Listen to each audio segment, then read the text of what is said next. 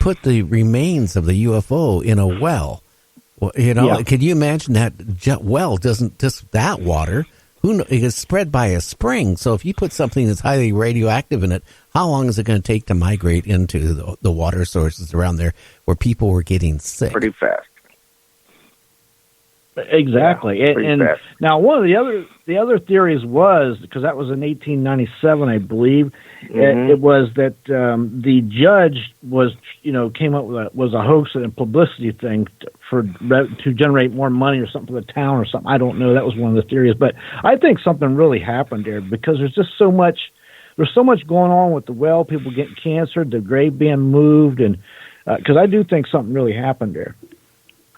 Yeah, for sure. They said it was coming in at 12 miles. They said this or 40 miles an hour. But they're also what also is, I guess, another thing that happened. They said was it possibly was an airship at the time. Now there was a bunch of airship sightings, actually in line from Idaho, Missouri, Texas, Arizona. There was a bunch of airship sightings around there. But also newspapers would make up their own stories at the time, to get more publicity, to get more people into their towns and stuff like that. So, but I believe that something definitely crashed there for sure. Yeah, because the way it was described, the remnants of the craft, the damage it did when it came in, it crashed, tore off the part of the windmill or whatever it was.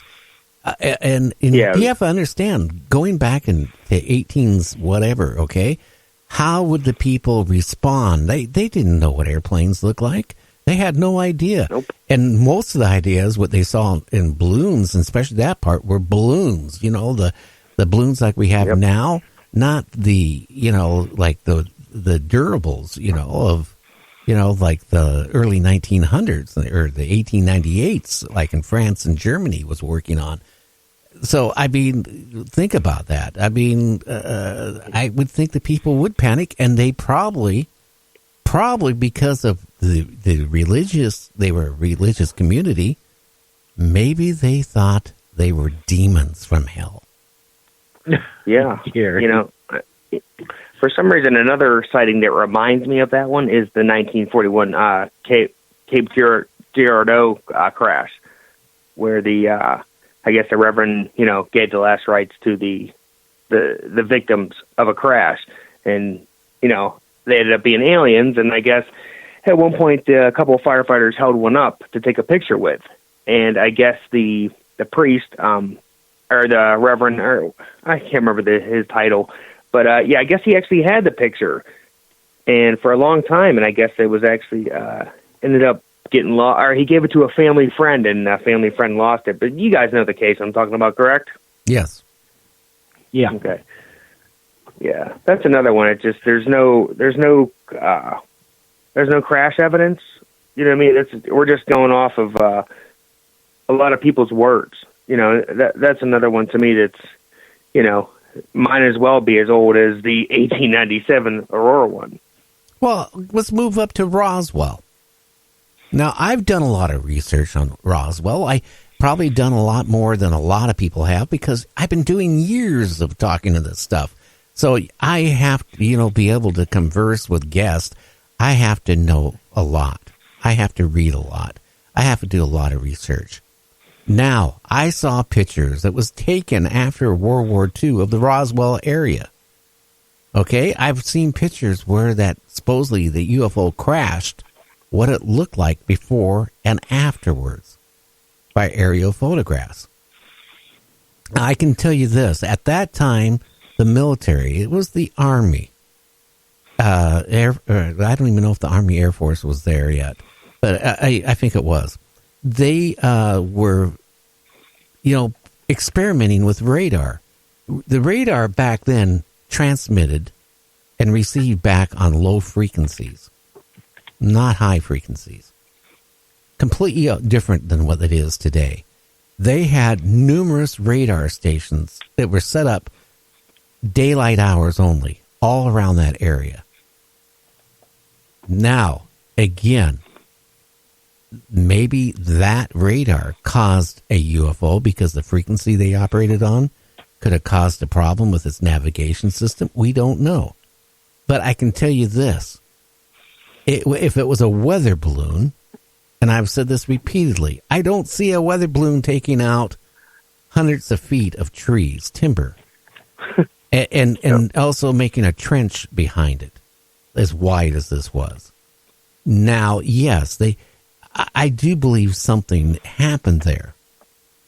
And you know, my friend Art, who's no longer here, interviewed a lot of people in his career back in that time frame of the mid 80s and early 90s that had relatives that were in that area that lived there, farmers, cattlemen, people in the town. And the story is there that the fire chief, the chief of police, and a whole bunch of people, the undertaker, all claimed afterwards, after many years afterwards, that there was alien bodies. The fire chief, the nurse. Yeah, the fire chief said he saw him. The police chief said he saw him. It makes logical sense because, again, weather balloons back then were not Mylar. They were rubber, canvas, rubber coated. And that's how the weather balloons were made. And they weren't as big and huge as that the Air Force has tried to say they were. They weren't that big. So if one of those came down with a little packet, go on the internet and look at weather balloons, 1950s and 60s. You'll see what these weather balloons, how big they were. They weren't that huge. No frickin' way could it take out timber and knock trees down and come to a rest like it did against that those big, huge rocks. There's no way. It doesn't make sense. And then you get the Air Force, back a few years ago, come out and change their story. Oh, we were testing dummies. And, and they showed a weather balloon, and the material was Mylar. They didn't even have Mylar there. They didn't even know what Mylar was back then, let alone there's no way it could have happened. So I do think, why would you have somebody come out and announce to the news media that a UFO crashed? And you know how what happened is they over-responded without getting clearance, and this guy opened his mouth. Yep. It hit the AP, the wire service, went around the world, and oh my God, the next morning they changed the story. It was a weather balloon. Then why would they send out a couple hundred troops out there and go, arm-to-arm distance, picking up pieces of the weather balloon over a big area? That don't make logical sense either, does it? It sounds like a lot of crap to me. Yeah. Well, let's look at some real quick facts. Jesse Marcel, who was a veteran officer from the area and the base that developed nuclear weapons. Now, how was he going to mistake a UFO for a weather balloon? And then let's look at the military. They lied how many times throughout the years about this, saying it was a balloon, saying it was Project Mogul. That was the dummies that explained the aliens, but that project didn't come out to about 6 years after that. I mean, there's a lot of distractions and disinformation going on over here. And how about, what was it, in the 90s that they came out and said, yes, we lied, it was a secret spy balloon, we didn't want to say this. If you lie once, you lie about anything. There's a lot, those are just the facts that we know of. There's a lot more going on there, obviously, but there's definitely something going on there. We all know it. Yeah. Another crash that's kind of similar to what you just said, Gary, about the testing radar is a lot of people say that the Kingman, Arizona crash was the result of radar and the reason why it crashed. And the same thing, too, they had the Army, basically, picking up stuff, doing a sweep across the whole ground there. Matter of fact, they found old Army MRE cans there in the ground at the site. Yeah, what's that tell you? They were definitely, someone was definitely there. And they were also the same exact type of MRE cans they would have had back in 1953. Same exact ones. I can tell you something. When I was in the service, occasionally our little, what do you call it? Our meals that we were given in a box was left over either from World War II or the Korean conflict. And I can tell you, they were in cans, and they weren't in like what the MRIs are today. And I'll tell you, you know, it was cans, the green cans. And oh, wow, yeah. And that makes a lot of sense. But you know what? It's called denial. Exactly. Yeah. Yep. Agreed. It's sad. And Gary, when you were mentioning that little green thing in a can, it was reminding me of that Soylent Green hockey puck that no, I was. You know what I was thinking about when I was in the service. I remember I was so hungry, and we were out in the field. Okay, rice paddies, matter of fact, and I opened up a can, and it was mutton. Oh my goodness! Yeah, you know what? I'd rather eat whatever, but I can. You were like, "This is a delicacy." Yeah, yeah. Have you ever eaten mutton? I've eaten green eggs before. I'm all right. I can honestly tell you that a lot of things don't make sense. Again, I'm going to go back to Art. Some of the guests he had on the show talking about Roswell and some of these other places that you just talked about, Ryan. Again, there was one thing common. Radar, experimental radar, all through the valleys.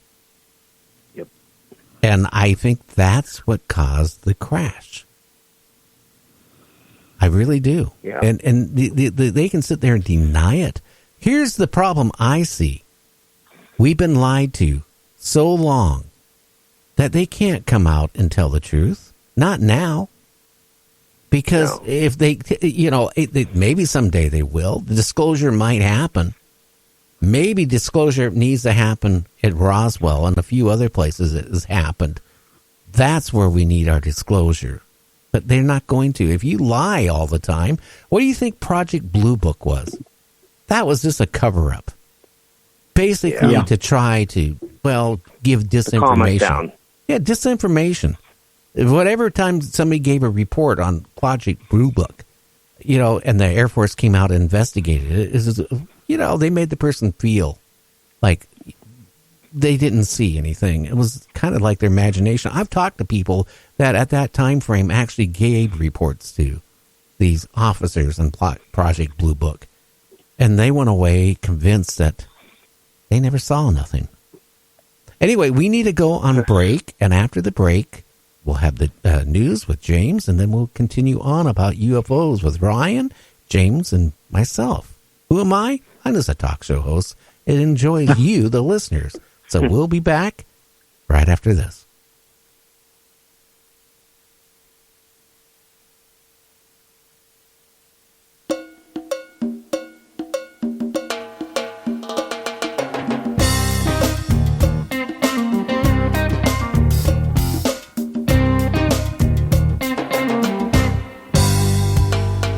Jake the Nagger was a biker, and he drove his motorcycle that fast.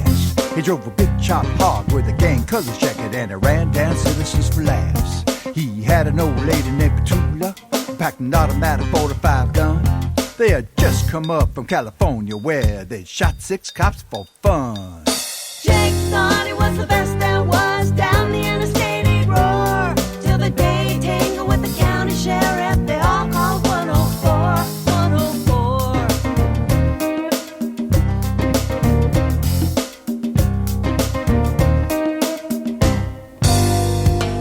It was late on a Thursday evening, and Jake, he was feeling kinda mean, 'cause he'd just run out of his favorite drug, you know, the one called amphetamine. So he sauntered up to Petula, and he said, say, baby, let's split.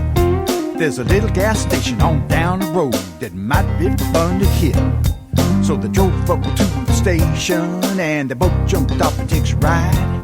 They were up to derision at Jake's decision as they both sauntered to the inside. The attendant, he was an old man, and you know he didn't think it very funny. When Petula pulled out that great big gun and said, Honey, give me all your money. well, the old man opened up the cash drawer, and Jake grabbed the money and ran with Petula out the door to the big chopped hog that was parked on the center kickstand. Then they headed out for the 4-lane, and they thought it was lots of fun. with Jake and his hog, with Tootie the dog, with the automatic 45 gun. Jake thought it was